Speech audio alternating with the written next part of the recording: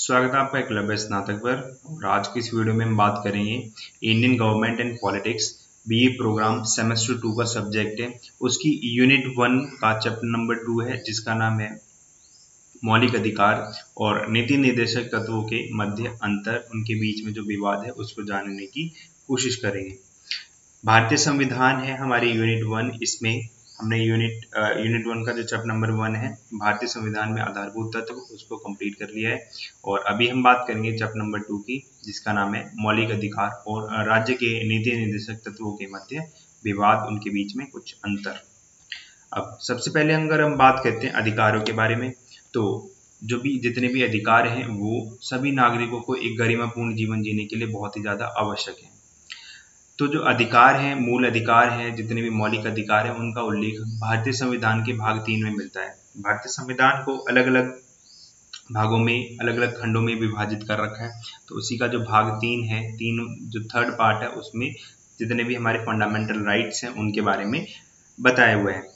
तो जितने भी संविधान निर्माता थे उन्होंने नागरिकों के लिए आर्थिक और सामाजिक लोकतंत्र की स्थापना का स्वप्न देखा था, और इसका जो माध्यम बनाया था वो बनाया था नीति निर्देशक तत्वों को। अब नीति निर्देशक तत्व बेसिकली कुछ ऐसे निर्देश होते हैं जो सरकार को दिए जाते हैं, राज्य सरकारों को दिए जाते हैं। राज्य सरकार यानी कि हमारी जो केंद्र सरकार होती है, जितनी भी सरकार होती है उनको दिए जाते हैं कि उन निर्देशों को अपनी जितनी भी उनकी जो पॉलिसी होती है, नीति निर्माण होता है, उनमें उनको अप्लाई करें, ठीक है, जिससे कि सामाजिक और आर्थिक लोकतंत्र की स्थापना की जा सके।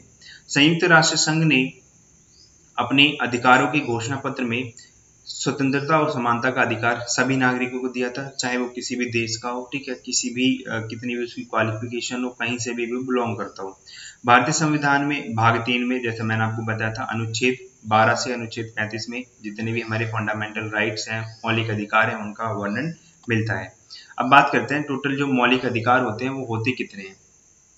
कुछ लोग बोलते हैं 7 होते हैं, कुछ बोलते हैं 6 होते हैं। तो मौलिक अधिकार कुल अभी तो फिलहाल 6 हैं, पहले 7 थे, लेकिन जो 7वां मौलिक अधिकार था वो था संपत्ति का अधिकार, यानी कि राइट टू प्रॉपर्टी। लेकिन इसको फिर जो हमारा संविधान में 44वां संशोधन हुआ था उसके तहत इसको हटा दिया गया था। तो अभी करंटली हमारे पास 6 हैं, जिसमें पहला है समता का अधिकार, दूसरा है स्वतंत्रता का अधिकार, तीसरा है शोषण के विरुद्ध अधिकार, चौथा धार्मिक स्वतंत्रता का अधिकार, पांचवा है संस्कृति एवं शिक्षा संबंधी उपचार अधिकार, और जो हमारा छठा और लास्ट है वो संवैधानिक उपचारों का अधिकार है। ठीक है, अब बात करते हैं इसके कुछ मौलिक लक्षण होते हैं, यानी कुछ मेन फीचर्स होते हैं, वो कौन से हैं जितने भी हमारे मौलिक अधिकार हैं। तो जितने भी लिखित मौलिक अधिकार हैं उनमें से अधिकार हैं उनमें से कुछ अधिकारों को छोड़कर सभी यानी कि नागरिक और गैर नागरिक रूप दोनों में उपलब्ध है, यानी कि जो भी भारतीय हो या फिर गैर भारतीय हो, नॉन इंडियन हो, उन सभी को उपलब्ध है। ठीक है, कुछ ऐसे अधिकार हैं जो सिर्फ इंडियंस को ही प्राप्त हैं, यानी कि भारतीय को ही दी गई हैं। जितने भी गैर भारतीय हैं, नॉन इंडियंस हैं, उनको प्राप्त नहीं है। जितने भी हमारे मौलिक अधिकार हैं उनको संविधान की आंतरिक संरचना के तहत रखा गया, उनको उनके अंदर रखा गया है, जिसमें ये कहा गया है कि किसी भी अधिकार का हनन होने पर जो भी व्यक्ति, यानी कि जो पीड़ित व्यक्ति है जिसका भी हनन हुआ है, वह अपने मौलिक अधिकारों की जो सुरक्षा की मांग है वो सीधे सर्वोच्च न्यायालय में जाके कर सकता है। लेकिन जितने भी मौलिक अधिकार हैं उन पे कुछ प्रतिबंध भी लगाए गए हैं, जैसे समानता का अधिकार और जो स्वतंत्रता का अधिकार है उस पे कुछ सीमाएं भी लगाई हुई हैं। जैसे आरक्षण की अगर हम बात करते हैं तो एक बेस्ट एग्जांपल हो सकता है, ठीक है, वहां पे जो समानता का अधिकार है वहां पे हमें कहीं ना कहीं वहां पे एक्सेप्शन या फिर अपवाद होता है वो देखने को मिलता है। तो जो अधिकतर अधिकार हैं वो गैर नागरिकों को भी प्राप्त हैं, यानी कि जो जितने भी हमारे मूल अधिकार हैं, फंडामेंटल राइट्स हैं, उनमें से ज्यादातर सभी नागरिकों को प्राप्त हैं।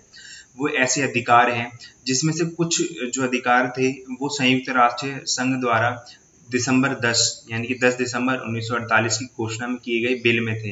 यानी कि संयुक्त राष्ट्र संघ ने घोषणा पत्र जारी किया था 10 दिसंबर 1948 को, और ये वो टाइम था जब इंडिया का जो कॉन्स्टिट्यूशन है, भारतीय संविधान है, अपने निर्माण के चरण में था। ठीक है, तो उन सभी को भारतीय संविधान में शामिल किया गया और नागरिकों गैर नागरिकों को भी सभी को प्रदान किए गए। और उनको जब ऐड किया गया तो सभी नागरिकों को और गैर नागरिकों को बिना किसी भेदभाव के दिए गए थे, उनको प्राप्त थे। अब बात करते हैं समता का अधिकार का। तो अनुच्छेद 14 में कहा गया है कि भारतीय राज्य क्षेत्र में राज्य किसी व्यक्ति को विधि में सम्मुख समता अथवा कानून के समक्ष कानून में समान संरक्षण से वंचित नहीं करेगा। देखो, मोटे मोटे तौर पर बस ये कहा जा सकता है कि भारत के अंदर रहने वाले क्षेत्र में जो भी सरकार है, राज्य सरकार है, कोई भी गवर्नमेंट, कोई भी स्टेट है, वो किसी व्यक्ति को विधि के सम्मुख यानी कि कानून के समक्ष समता यानी कि इक्वालिटी से कानून के समक्ष समान संरक्षण, उससे बचाव से वंचित नहीं करेगा, यानी कि उससे दूर नहीं रखेगा। मोटे मोटे तौर पर बस इतना है कि कानून के समक्ष समानता होनी चाहिए, कानून के सामने जो समान संरक्षण हो वो सभी को प्राप्त होना चाहिए। समता में अधिकार से तात्पर्य है कि देश के अंदर रहने वाले सभी नागरिक एवं गैर नागरिक कानून जो है वो कानून के सम्मुख समान है, यानी कि कानून से बड़ा कुछ नहीं है। विधि के समक्ष एक आम व्यक्ति एवं देश का प्रधानमंत्री दोनों समान है। अब ऐसा नहीं है कि वो प्रधानमंत्री है तो उसके लिए अलग कानून होंगे, एक आम व्यक्ति है उसके लिए अलग कानून होंगे, लेकिन हमारे भारतीय संविधान में कहा गया है कि जितने भी लोग हैं उन सभी को कानून के समक्ष समान बताया गया है। अनुच्छेद 15 में कहा गया है कि राज्य किसी व्यक्ति के विरुद्ध केवल धर्म, वंश, जाति, लिंग, जन्म स्थान तथा इनमें से किसी के भी आधार पर भेदभाव नहीं करेगा। और अनुच्छेद 15 क्लॉज 2 के अनुसार ये कहा गया है कि नागरिकों को उनकी वंश, जाति, भाषा, लिंग, जन्म स्थान आदि के कारण सार्वजनिक संस्थानों जैसे दुकानों, होटलों, मनोरंजन के सार्वजनिक स्थानों आदि सरकारी धन पर पूर्णतः व आंशिक रूप से आधारित कुओं, तालाबों, स्नान गृहों, सड़कों आदि के अयोग्य नहीं समझा जाएगा। इसमें व्यक्ति के जीवन स्तर को बेहतर बनाने का प्रयास किया गया है। यानी कि अनुच्छेद 15 का क्लॉज 2 इसमें ये कहा गया है कि किसी भी व्यक्ति को जितने भी सार्वजनिक स्थान होते हैं, जितने भी सार्वजनिक पब्लिक प्लेसेस होते हैं, उनके लिए अयोग्य नहीं ठहरा जाएगा। अब वो अयोग्य कोई समय भी नहीं ठहरा जाएगा, लेकिन जो सरकारी धन पर पूर्णतः यानी कि पूरी जो भी गवर्नमेंट द्वारा पूर्णतः फंडेड होता है वो आंशिक रूप से यानी कि एडेड, ठीक है, यानी कि सरकार उसमें कुछ सहायता देती है। जैसे स्कूल हो गए, स्कूल कुछ एडेड स्कूल होते हैं, कुछ प्राइवेट स्कूल होते हैं, कुछ गवर्नमेंट स्कूल होते हैं, ठीक है। तो उन पे जितने भी आधारित होते हैं जैसे कुएं हो गए, तालाब, स्नान गृह, सड़क वगैरह, तो उनके लिए अयोग्य नहीं समझा जाएगा, यानी कि सभी को उसका प्रयोग करने दिया जाएगा। अब इस अधिकार से क्या है कि व्यक्ति का जो जीवन स्तर है उसको बेहतर बनाने की कोशिश की गई है। अनुच्छेद 16 में राज्य की सेवाओं में अवसर की समानता के अनुसार राज्य के अधीन नौकरियों या पदों पर नियुक्ति संबंध में सब नागरिकों के लिए अवसर की समानता होगी। सभी लोगों को अप्लाई करने का मौका मिलेगा, सभी लोगों को उसमें शामिल होने का, परीक्षा देने का अवसर मिलेगा। अनुच्छेद 16 क्लॉज 2 में निहित है कि केवल धर्म, मूलवंश, जाति, जन्मस्थान, निवास अथवा इनमें से किसी के आधार पर किसी व्यक्ति के लिए राज्य अधीन किसी नौकरी या पद के विषय में न अपात्रता होगी और न ही विविध किया जाएगा, यानी कि उसको अलग नहीं किया जाएगा। उसके लिए किसी भी रीजन पे, चाहे वो धर्म हो, चाहे मूलवंश हो, लिंग, जाति, जन्म स्थान, इनके आधार पर किसी नौकरी या पद से उसको अलग नहीं किया जाएगा, यानी कि उसको सभी में एलिजिबल किया जाएगा अगर वो उसकी क्वालिफिकेशंस को पूरा फुलफिल कर रहा है। आर्थिक उन्नति हेतु हाल ही में केंद्र सरकार द्वारा आर्थिक रूप से कमजोर वर्ग को 10% का आरक्षण दिया गया, जिसको हम EWS बोलते हैं, इकोनॉमिकल वीकर सेक्शन। यह कानून संविधान में 103वां जो संविधान संशोधन है उसके द्वारा लागू किया गया है। अब जो अनुच्छेद 17 है उसमें कहा गया है कि जो अस्पृश्यता है उसका अंत किया जाता है। अब इसमें उसका किसी भी रूप में जो आचरण है यानी कि उसको अप्लाई करना निषेध है, उसको इनवैलिड माना गया है। अब अस्पृश्यता पर आधारित जो उपजी निर्योग्यताएं हैं उनको लागू करना अपराध होगा जो विधि के सम्मुख दंडनीय है। यानी कि जो अस्पृश्यता है, अनटचेबिलिटी है, उससे कुछ निर्योग्यताएं निकली हुई है, ठीक है। कुछ ऐसी धारणाएं निकल के आ रखी है, गलत गलत धारणाएं, उनको लागू करना अब अपराध होगा और उसके लिए दंड भी दिया जाएगा। इस अधिकार के संबंध में संसद ने 1955 में एक अस्पृश्यता अपराध अधिनियम पारित किया गया था और इस अधिनियम के द्वारा अछूत कही जाने वाली जितनी भी ऐसी जातियां थी उनके साथ किए जाने वाले भेदभाव को अमानवीय माना गया और उचित दंड की इसमें व्यवस्था की गई थी। यानी कि लोगों के साथ जो भी भेदभाव किया जाता था उसको गलत माना गया, अमानवीय माना गया और एक ऐसी व्यवस्था की गई जिसमें लोगों को दंड दिया जा सके, लोगों के अंदर थोड़ा सा बहपन पे कि अब ये करना गलत होगा। फिर अनुच्छेद जो 18 है उसमें उपाधियों का अंत किया गया है। यानी कि पहले के टाइम पे जो राजा महाराजा थे वो अपने नाम के आगे कुछ कुछ उपाधियां, जो बड़ी बड़ी उपाधियां थी उनको धारण कर लेते थे, लेकिन अनुच्छेद 18 में ऐसा बंद कर दिया गया। संविधान के अनुच्छेद 18 द्वारा उपाधियां प्राप्त करने को निषेध कर दिया गया, यानी कि उसको बंदी कर दिया गया। विशेष योग्यता, शिक्षा या सेना की उपाधियों के अतिरिक्त अन्य किसी प्रकार की उपाधि प्राप्त नहीं की जा सकती है। जब कांग्रेस की सरकार सत्ता में आई थी तो उन्होंने जो अलग अलग उपाधियां थी जैसे भारत रत्न, पद्म विभूषण तथा पद्म भूषण, इन सभी पुरस्कारों की शुरुआत की गई थी। ये जो जितने भी थे पुरस्कार थे उनको राष्ट्रीय पुरस्कार कहा गया था और उनकी स्थापना 1954 में की गई थी। जैसे कुछ लोग ऐसे होते हैं जिनकी देश में मतलब इनकी एक प्रासंगिक भागीदारी होती है, एक अच्छी खासी इनकी इमेज होती है, देश के उत्थान में इनका बहुत ज़्यादा योगदान होता है, तो उन लोगों को ये पुरस्कार दिए जाते हैं राष्ट्रपति द्वारा। अब बात करते हैं स्वतंत्रता का अधिकार की। तो अनुच्छेद 19 क्लॉज 1 के अनुसार, ठीक है, तो उसमें कुछ महत्वपूर्ण अधिकार दिए गए थे, जैसे वाक स्वतंत्रता और अभिव्यक्ति स्वतंत्रता, शांतिपूर्ण बिना हथियार के सभा करने की स्वतंत्रता, समुदाय या संघ बनाने की स्वतंत्रता, भारत राज्य क्षेत्र में सर्वत्र आबद्ध संचरण की व्यवस्था, यानी कि कहीं पे भी जा सकता है, कहीं पे भी बस सकता है, किसी भी भाग में निवास बनाने और बस जाने की स्वतंत्रता, और जो लास्ट है वो है कोई उपजीविका, व्यापार या कारोबार करने की स्वतंत्रता। तो ये अनुच्छेद क्लॉज 1 में दिए गए थे कुछ महत्वपूर्ण अधिकार हैं। अब अनुच्छेद 20 है जीवन एवं व्यक्तिगत स्वतंत्रता का अधिकार। इस संबंध में नागरिकों को 3 अधिकार प्राप्त हैं। पहला तो है किसी व्यक्ति को अपराध के लिए तब तक दोषी सिद्ध नहीं ठहराया जाएगा जब तक कि उसने ऐसा कोई करने के समय जो अपराध के रूप में आरोपित है किसी प्रकृत विधि का अतिक्रमण किया हो। अब जो दूसरा अधिकार है वो है किसी भी व्यक्ति को एक अपराध के लिए एक से बार ज्यादा दंडित नहीं किया जाएगा। और जो तीसरा अधिकार है वो है किसी अपराध के लिए अपराधी को स्वयं के विरुद्ध साक्षी होने के लिए बाध्य नहीं किया जाएगा। अब देखो ये जो अधिकार है वो इंटरेस्टिंग है। जैसे अगर आपको लगता है ना कि मैं अपने खिलाफ बयान दे दूंगा ना तो मैं फंस जाऊंगा, ठीक है, वैसे आप झूठ बोल सकते हो, लेकिन अगर आपको लगता है मुझे बोलना है, सच बोलना है, अगर आप बोलते हो तब फंस जाओगे और आपको सजा मिलेगी। तो ये जो अधिकार है ना वो हमें ये राइट देता है कि हम अपने खिलाफ बोलने से बच सकते हैं, यानी कि हम अपने खिलाफ गवाही देने से बच सकते हैं, ठीक है। तो ये अधिकार जो है हमें अनुच्छेद 20 आर्टिकल 20 में देखने को मिलता है। अब अनुच्छेद 21 है प्राण एवं दैहिक स्वतंत्रता में। इसमें ये बात की गई है कि किसी व्यक्ति को उसके प्राण या दैहिक स्वतंत्रता से विधि द्वारा प्रस्ताव से स्थापित प्रक्रिया के अनुसार ही वंचित किया जाएगा, अन्यथा नहीं। यानी कि मोटे मोटे तौर पर यही है कि उसकी मृत्यु किस तरह से होगी अगर उसको देनी है, ठीक है, अगर उसने कोई अपराध किया है। तो इसमें बेसिकली यही है कि जो विधि द्वारा जितने भी प्रस्ताव हैं उन्हीं के द्वारा कानून में उनकी बात की गई, उन्हीं के द्वारा उसको वंचित किया जाएगा, वरना नहीं किया जाएगा।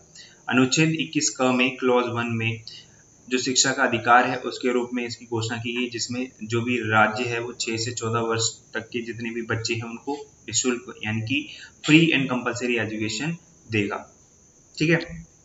अब अनुच्छेद 22 जो है वो है विरोध एवं गिरफ्तारी से संरक्षण। ये अधिकार है ये व्यक्ति को दिया गया है। ये जो अधिकार है इसमें 3 अधिकार लोगों को दिए गए हैं, जिसमें गिरफ्तारी करने की का जो आधार है, ठीक है, उसको सूचना देने का अधिकार है, उसको सबसे पहले सूचना देनी होगी, डायरेक्ट जाके उसको गिरफ्तार नहीं किया जा सकता है। दूसरा है विधि व्यवसायी से, यानी कि जो वकील होता है, एडवोकेट होता है, उससे परामर्श और प्रतिरक्षा कराने का अधिकार इसको प्राप्त है। और तीसरा अधिकार है दंडाधिकारी के सम्मुख 24 घंटों में यात्रा के समय को मिलाकर पेश होने का अधिकार इसको दिया गया है, ठीक है। अब अनुच्छेद 23 में शोषण के विरुद्ध अधिकार दिया गया है। अनुच्छेद 24 में मानव दुर्व्यापार, बेगार और इसी तरह की जो अन्य बलाश्रम के जितने भी प्रकार होते हैं उन पर राज्य द्वारा प्रत्यक्ष रूप से प्रतिबंध लगाया गया है, ठीक है। यानी कि जितने भी बच्चे होते हैं, जितने भी बाल श्रम वगैरह का होता है, ठीक है, मानव दुर्व्यापार होता है, लोगों के साथ में गलत किया जाता है, तो उन पर जो राज्य सरकार है उनके द्वारा प्रत्यक्ष रूप से उसको बंद किया गया, उसको बैन किया गया है।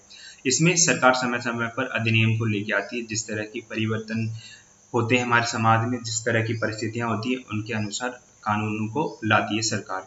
अनुच्छेद 25 में धर्म की स्वतंत्रता का अधिकार दिया गया है, जिसके अंतर्गत सार्वजनिक व्यवस्था, सदाचार तथा स्वास्थ्य के अधीन रहते हुए सभी व्यक्ति को अंतःकरण की स्वतंत्रता का तथा किसी भी धर्म के अबाध रूप से आचरण करने का या प्रचार करने का समान अधिकार प्राप्त है। मोटे मोटे तौर पर धर्म की पूरी स्वतंत्रता है, किसी भी धर्म को कोई भी व्यक्ति मान सकता है, किसी भी धर्म में परिवर्तित हो सकता है, किसी भी धर्म में जा सकता है, किसी भी धर्म का आचरण कर सकता है, किसी भी धर्म का प्रचार कर सकता है। ये बताया गया अनुच्छेद 25 के अंतर्गत। अनुच्छेद 26 में किसी व्यक्ति को अपने धर्म के लिए संस्थानों की स्थापना और पोषण का अपने धर्म विषय कार्यों का प्रबंधन करने और स्थावर संपत्ति के अर्जन और स्वामित्व का ऐसी संपत्ति का विधि के अनुसार प्रशासन करने का अधिकार होगा। मोटे तौर पर अपने धर्म के प्रचार के लिए संस्थाओं की स्थापना कर सकता है, अपने धर्म के पोषण के लिए जितने भी कार्य होते हैं उनका प्रबंधन कर सकता है, संपत्ति का अर्जन कर सकता है, उनका स्वामित्व कर सकता है। ठीक है, जो विधि के अनुसार उसको ऐसा करने की अनुमति देते हैं। ठीक है, कानून के अनुसार ये सब करने का उसको अधिकार प्राप्त है किसी भी नागरिक को। अनुच्छेद 27 में विशिष्ट पंथ की अभिवृद्धि के लिए करों की जो अदायगी है उसके बारे में स्वतंत्रता दी गई है, और इसमें कहा गया है कि जितने भी धार्मिक संप्रदाय की वृद्धि या पोषण में व्यय करने के लिए जो प्राप्त धन है उस पर लगने वाले करों पर की जो अदायगी होगी, यानी कि जो टैक्स होगा, उसके लिए उसको बाध्य नहीं किया जाएगा। ठीक है, यानी कि धार्मिक कार्यों के लिए जो भी उन पर लगने वाला टैक्स है ना, उसके लिए उसको बाध्य नहीं किया जाएगा। अगर वो देना चाहता है दे दे, नहीं देना चाहता है तो ना दे। ठीक है, उसके बाद अनुच्छेद 28 में एक आ गया है कि राज्य विधि से पूरी तरह पोषित किसी शिक्षा संस्थान में कोई धार्मिक शिक्षा नहीं दी जाएगी। यानी कि जितने भी सरकारी स्कूल हैं, सरकारी जितने भी संस्थान इंस्टीट्यूशंस होते हैं, उनमें कोई भी धार्मिक शिक्षा नहीं दी जाएगी। अनुच्छेद 29 में धार्मिक अल्पसंख्यकों एवं भाषाई अल्पसंख्यकों को सुरक्षा प्रदान करता है। जितने भी अल्पसंख्यक हैं, माइनॉरिटीज हैं, चाहे वो धर्म के बेसिस पे हो, रिलीजन के बेसिस पे हो, चाहे वो लैंग्वेज के बेसिस पे हो, तो उनको ये जो अधिकार है अनुच्छेद 29 वो सुरक्षा प्रदान करता है। अनुच्छेद 30 के अंतर्गत अल्पसंख्यकों को अपने बच्चों को अपनी भाषा में शिक्षा का अधिकार प्रदान इसमें किया जाता है। यानी कि अल्पसंख्यकों को ये अधिकार है कि वो अपनी भाषा में ही अपने बच्चों के लिए शिक्षा के अधिकार की मांग करें। फिर बात करते हैं संवैधानिक उपचारों के अधिकार की। अब ये जो अधिकार है बहुत ज़्यादा इम्पोर्टेंट है, जो कि हमारे अनुच्छेद 32 में देखने को मिलता है, और जो डॉक्टर भीमराव अंबेडकर थे उन्होंने इस अधिकार को संविधान की आत्मा और हृदय बताया है। ठीक है, अनुच्छेद 32 में दिए गए संवैधानिक उपचारों के अधिकार की व्याख्या की व्यवस्था के कारण अब यदि कोई राज्य किसी भी नागरिक को मौलिक अधिकारों से वंचित करेगा या उन्हें छीनेगा तो वह व्यक्ति अपने अधिकारों की सुरक्षा की मांग सर्वोच्च न्यायालय में कर सकता है। संविधान में मौलिक अधिकारों की सुरक्षा का जो भार है वो सर्वोच्च न्यायालय या उच्च न्यायालय को दिया गया है। यानी कि आप चाहे सर्वोच्च न्यायालय जा सकते हो, बेसिकली सर्वोच्च न्यायालय ही जाया जाता है मौलिक अधिकार की रक्षा के लिए, और इसकी जो जिम्मेदारी होती है दोनों के ऊपर बराबर होती है। फिर जो संविधान में जो संशोधन करने का जो अधिकार है वो संसद को मिला हुआ है, लेकिन वह मौलिक अधिकारों में संशोधन करके उन्हें बढ़ाना चाहे या उन्हें कम करना चाहे, खत्म करना चाहे, ठीक है, तो वो नहीं कर सकती है। अनुच्छेद 368 के अंतर्गत जो संसद की संविधान में संशोधन करने की जो शक्ति है उस पर कुछ प्रतिबंध लगे हुए हैं, यानी उसकी कुछ लिमिटेशंस हैं, इसके बाहर वो संशोधन या फिर उसमें अमेंडमेंट नहीं कर सकती है। यह संसद को अधिकार नहीं देते हैं, यानी कि जो प्रतिबंध लगे हुए हैं ये संसद को अधिकार नहीं देते हैं कि वह संविधान में इस प्रकार से संशोधन कर दे जिससे उसकी जो आवश्यक तत्व है, जो मूल विशेषताएं हैं वही नष्ट हो जाए। ठीक है, अब राज्य के नीति निर्देशक तत्वों के बारे में बात करते हैं। नीति निर्देशक तत्व भारतीय संविधान में समाजवादी आर्थिक मूल्यों की बात करते हैं, यानी कि समाजवाद, सोशलिज्म, जितनी भी हमारे इकोनॉमिकल वैल्यूज हैं उनकी बात नीति निर्देशक तत्वों के माध्यम से की जाती है, जिसे भारतीय संविधान निर्माताओं ने आयरलैंड से प्रभावित होकर लिया गया था। यानी कि जो नीति निर्देशक तत्व है वो 5 डिराइव करे गए थे, वो करे गए थे आयरलैंड से, जिसका वर्णन संविधान के अनुच्छेद 36 से 51 में मिलता है। नीति निर्देशक तत्व के पीछे भारतीय संविधान निर्माताओं का तर्क था कि भारत को सिर्फ राजनीतिक लोकतंत्र की आवश्यकता नहीं है, बल्कि सामाजिक और आर्थिक मूल्यों का भी महत्व यहाँ पे आवश्यक हो जाता है। अब हमने हमारी जो भी व्यवस्था थी भारतीय संविधान में, उसको एक राजनीतिक लोकतंत्र के दृष्टिकोण से उसकी रचना की थी, लेकिन लोगों को ये पता था कि ये सिर्फ इतना ही आवश्यक नहीं है, क्योंकि हमारे देश का जो माहौल था वो एक गरीबी वाला माहौल था, ठीक है, जहाँ पे अलग अलग तरह की जो सामाजिक कुप्रथाएं थी वो उस समय प्रचलित थी, ठीक है। तो ऐसे में सामाजिक और आर्थिक एक लोकतंत्र की स्थापना यहाँ पे बहुत ज्यादा आवश्यक हो जाती है। तो इसी के लिए सामाजिक और आर्थिक मूल्यों का भी यहाँ पे महत्व था। इसी के माध्यम से सामाजिक और आर्थिक लोकतंत्र की स्थापना की जा सकती है, ठीक है। फिर नीति निर्देशक तत्व है, उनको संविधान के भाग 4 में रखा गया है और इन्हें मूल अधिकारों की तरह न्यायालय में चुनौती नहीं दी जा सकती है। इनका मुख्य उद्देश्य भूमंडलीय युग में सामाजिक, आर्थिक, राजनीतिक मूल्यों का प्रयोग करना है। संविधान की उद्देश्यता में भी कल्याणकारी राज्य का उल्लेख हमें देखने को मिलता है। अब जो नीति निर्देशक तत्व हैं उनको अलग अलग भागों में वर्गीकृत किया गया है, ठीक है। अलग अलग जो विचारक थे उनके नजरिए से उनको अलग अलग भागों में वर्गीकृत किया गया, जैसे उदारवाद, ठीक है, समाजवाद, गांधीवाद जो सिद्धांत है उनको नीति निर्देशक तत्वों में शामिल किया गया है। अब गांधीवाद का क्या कहना है कि कुछ ऐसे तत्व हैं जिनको प्राप्त करके भारत को स्वतंत्र किया जा सकता है।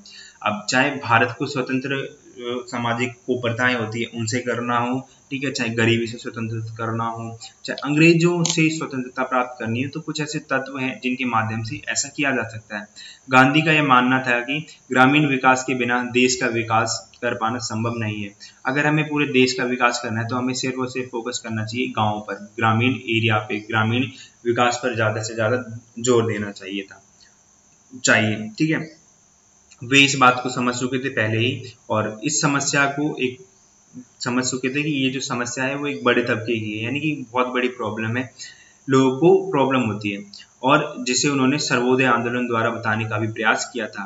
नीति निर्देशक तत्व में अनुच्छेद 40 जो है वो ग्राम पंचायतों का गठन वहाँ पे करता है, यानी कि जो भी पंचायती राज व्यवस्था है उसका हमें यहाँ पे वर्णन देखने को मिलता है। अब जो गांधी का मुख्य उद्देश्य था ग्रामीण क्षेत्रों में कुटीर उद्योगों को प्रोत्साहित करना था, उनको प्रोत्साहन देना था। इसका उल्लेख अनुच्छेद 43 में हमें देखने को मिलता है। जो गांधी थे वो विकेंद्रीकरण के पक्ष में थे ताकि शक्ति एक जगह केंद्रित न हो पाए। वह ग्रामीण स्तर पर शक्ति में विकेंद्रीकरण की बात करते थे, जैसा कि हमें देखने को मिलता है आज के टाइम पे। अनुच्छेद 40 में ग्राम पंचायतों का गठन और उन्हें आवश्यक शक्तियां प्रदान की गई हैं। वह सरकार की इकाई में कार्य करने की शक्ति उन्हें प्रदान करते हैं, ठीक है। जितने भी लोकल अथॉरिटीज होती हैं, लोकल बॉडीज होती हैं, वो सरकार की एक इकाई के रूप में कार्य करती हैं, जिसकी जो उनको शक्ति है वो अनुच्छेद 40 में दी गई है। संसद द्वारा 73वें और 74वें संविधान संशोधन 1992 में जो त्रिस्तरीय ग्रामीण सरकार और शहरी निकाय जो है उनको उस बिल को पास किया गया है। अब जो पंचायती राज व्यवस्था है वो आपको पता होगी कैसे काम करती है। पंचायती राज व्यवस्था दो जगह काम करती है, एक शहर क्षेत्र में, ठीक है, जिसको शहरी निकाय, और ग्रामीण क्षेत्रों में करी जाती है जिसको ग्रामीण निकाय कहा जाता है। अब जो शहरी क्षेत्रों में होती है वहाँ पे थ्री टायर सिस्टम होता है, जिसमें नगर निगम आ जाता है, ठीक है, उसके बाद यहाँ पे नगर पालिका आ जाता है, और लास्ट में एक आता है नगर पंचायत, ठीक है। अब इसी तरह गांव में भी 3 टियर सिस्टम होता है, जिसमें एक सबसे पहले होता है हमारा जिला पंचायत, फिर आता है ब्लॉक पंचायत, और लास्ट में जो आती है सबसे निचली जो होती है सरकार होती है वो होती है ग्राम पंचायत, ठीक है। तो इस तरह से जो पूरा पंचायती राज व्यवस्था है वो काम करती है। अब समाजवादी और आर्थिक विचारों से प्रभावित होकर एक समाजवाद कल्याणकारी राज्य की स्थापना करना नीति निर्देशक तत्वों का मुख्य उद्देश्य था। गांधीवादी जितने विचार थे उनको प्रसारित करने का भी इनका उद्देश्य था। अंतर्राष्ट्रीय शांति बनाए रखने का भी एक इनका मकसद था। नीति निर्देशक तत्वों का उदारवाद एक ऐसे कल्याणकारी राज्य का है जिसमें लोगों के कल्याण के लिए भाग 4 में सिद्धांत दिए गए, उनके अनुसार ही वो सरकार है वो कार्य करे। उदारवादी सिद्धांत हैं वो संविधान के अनुच्छेद 44 में भारत के समस्त राज्य क्षेत्रों में नागरिकों के लिए एक समान नागरिक संहिता का प्रावधान करते हैं, जैसे यूसीसी। आज के टाइम पे जितनी भी टीवी डिबेट्स हैं, जितने भी न्यूज चैनल्स हैं, उनमें सबसे हॉट टॉपिक यही बना हुआ है, ठीक है, जो एक कई वर्षों से विवाद का विषय भी रहा है। यानी कि जब संविधान में अनुच्छेद 44 में क्लियरली मेंशन है कि एक समान नागरिक संहिता की आवश्यकता है, उसके प्रावधान दिया गया है, लेकिन फिर भी जितने भी पॉलिटिकल पार्टीज हैं, जितने भी अपोजिशन के लीडर्स हैं, वो इसका विरोध करते हैं यूसीसी का, ठीक है। तो इस वजह से ये एक विवाद का विषय भी बना हुआ है। जो भारतीय जनता पार्टी है, ठीक है, उसने एक कानून पास किया था जो कि मुस्लिम महिला को दी जाने वाली सहायता से संबंधित है। अब इसमें कई सारे कानून हो सकते हैं, जैसे कि ट्रिपल तलाक हो सकता है, ठीक है, क्योंकि वो भी एक मुस्लिम महिलाओं को एक तरह की जो सहायता है वो संबंधित है उससे, ठीक है। लेकिन जो कांग्रेस पार्टी है और जो दूसरे इस्लामिक संगठन है, वो समान नागरिक संहिता बिल लाने के विरोध में है। आज भी अगर हम देखते हैं ना, तो वो जितने भी लोग होते हैं, जितने भी गरीब भोले वाले लोग होते हैं, उनको भड़काने की कोशिश करते हैं, और लोगों को इसकी जो पूरी जानकारी होती है वो नहीं होती है, तो वो उनकी बातों में आ जाते हैं, ठीक है। इस तरह से ये सारे पॉलिटिकल काम करता है। अनुच्छेद 44 में राष्ट्रीय महत्व वाले घोषित किए गए कलात्मक या ऐतिहासिक अभिरुचि वाली जो स्मारक है, स्थान, वस्तु है, उनका संरक्षण करने का बात किया गया है। यहाँ पे समय समय पर सर्वोच्च न्यायालय द्वारा केंद्र एवं राज्य को राष्ट्रीय महत्व एवं स्मारकों के संबंध में निर्देश दिए जाते हैं कि कौन किसकी हिफाजत कैसे करनी चाहिए, ठीक है, जैसे कुतुब मीनार, ताजमहल आदि। अनुच्छेद 50 में राज्य की लोक सेवाओं में न्यायपालिका को कार्यपालिका से पृथक करना है, जिसमें कि दोनों अपना काम सही प्रकार से कर सकें, ठीक है। अब बात करते हैं अनुच्छेद 51 की।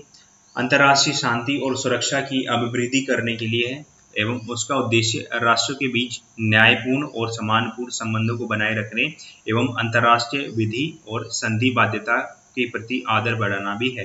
यानी कि मोटे तौर पर यही कहा गया है कि अंतर्राष्ट्रीय शांति, सुरक्षा, ठीक है, राष्ट्रों के बीच में न्यायपूर्ण और सम्मानपूर्ण संबंध, इस तरह की अंतर्राष्ट्रीय जो भी कानून होते हैं, संधियां होती हैं, उनके प्रति आदर बढ़ाना इसमें बताया गया है। तो जो संयुक्त राष्ट्र संघ था 1945 में अस्तित्व में आया, जिसमें ब्रिटिश शासन के उपरांत भी जो भारत था एक इसका महत्वपूर्ण सदस्य बना रहा। इसलिए भारत का ये उत्तरदायित्व बनता है कि वह अंतर्राष्ट्रीय शांति और सुरक्षा के लिए कार्य करे, इसके लिए कुछ इनिशिएटिव ले।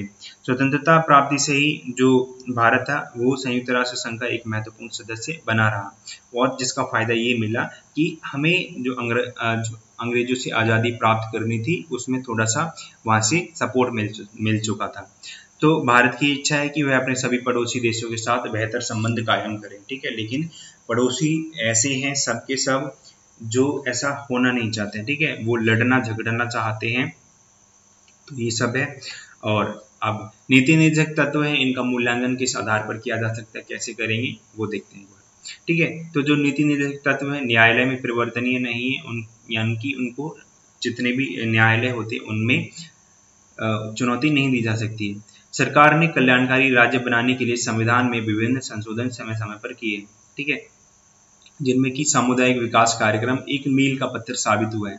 यानी कि जितना भी कम्युनिटी डेवलपमेंट प्रोग्राम था वो एक बहुत ही मील का पत्थर साबित हुआ, बहुत ही स्ट्रॉन्ग एक जितना भी सरकार की तरफ से लिया जाने वाला स्टेप था।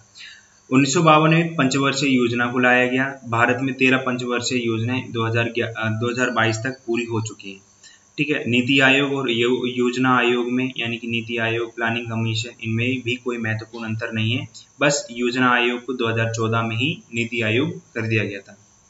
अब एक क्वेश्चन आपके लिए है कि आपको ना नीति आयोग में जो नीति है उसकी फुल फॉर्म बतानी है, उसकी फुल फॉर्म क्या है, कमेंट में करना है इसको, ठीक है।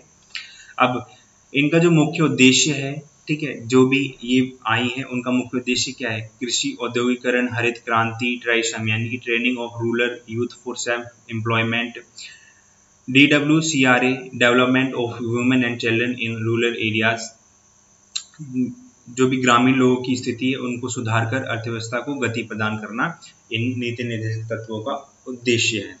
केंद्र सरकार द्वारा मनरेगा, आयुष्मान भारत योजना, इनका उद्देश्य आर्थिक रूप से पिछड़े लोगों की जो स्थिति है उसमें परिवर्तन लेके आना है, ठीक है। मनरेगा से साल में 100 दिन का जो गारंटी रोजगार है वो उनको अधिकार दिया जाता है। आयुष्मान भारत योजना में 5 लाख तक का जो भी इलाज है वो उनको फ्री दिया जाता है, ठीक है। यानी कि लोग जो है 5 लाख तक का इलाज मुफ्त में करवा सकते हैं, कोई भी इलाज करवाना चाहें, जो भी आयुष्मान भारत योजना के अंतर्गत रजिस्टर्ड है। अब नीति निर्देशक तत्वों की कुछ आलोचनाएं भी की जाती हैं कि उनकी कुछ लिमिटेशंस भी होते हैं, वो क्या होती हैं।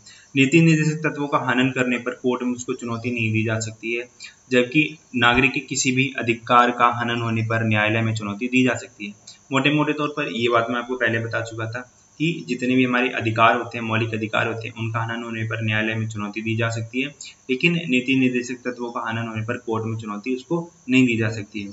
चुनाव के समय राज्य सरकार है, लोगों से कई वादे करती है, लेकिन चुनाव के खत्म होने के साथ भी वादे भी खत्म हो जाते हैं। यानी कि चुनाव गया, वादे गए, ठीक है, चुनाव आ गया, वादे फिर आ गए, और लोग ऐसे हैं उन वादों को भूल जाते हैं, कुछ जवाब सवाल नहीं करते हैं, और जाति के आधार पर, इन अलग अलग जो फैक्टर होते हैं उसके आधार पर वोट कर देते हैं, और फिर बाद में मांगते हैं विकास विकास विकास, और विकास मिलता नहीं। फिर नीति निर्देशक तत्वों ने एक बहुत ही समस्या को जन्म दिया है, बहुत बड़ी समस्या को जन्म दिया है, ठीक है। इससे भ्रष्टाचार बहुत ज़्यादा बढ़ा है, ठीक है, और जितने भी सच्चे नेता हैं ना, वो कहीं ना कहीं दब गए हैं, क्योंकि कुछ नेता ऐसे आते हैं वो बड़ी बड़ी बातें करके चले जाते हैं और सत्ता में आते हैं और कुछ काम नहीं करते हैं, ठीक है, जिससे समाज में बहुत गलत मैसेज जाता है।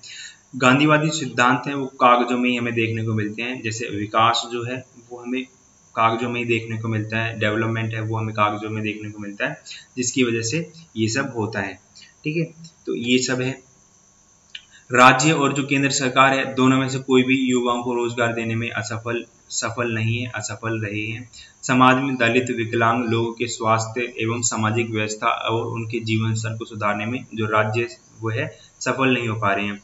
कोई भी सरकार हो, वो इन जो हमारी बेसिक जो मूलभूत आवश्यकताएं होती हैं, जितने भी विकलांग लोग होते हैं उनके स्वास्थ्य में, सामाजिक व्यवस्था में, ठीक है, उनके जीवन स्तर को सुधारने में सफल नहीं है।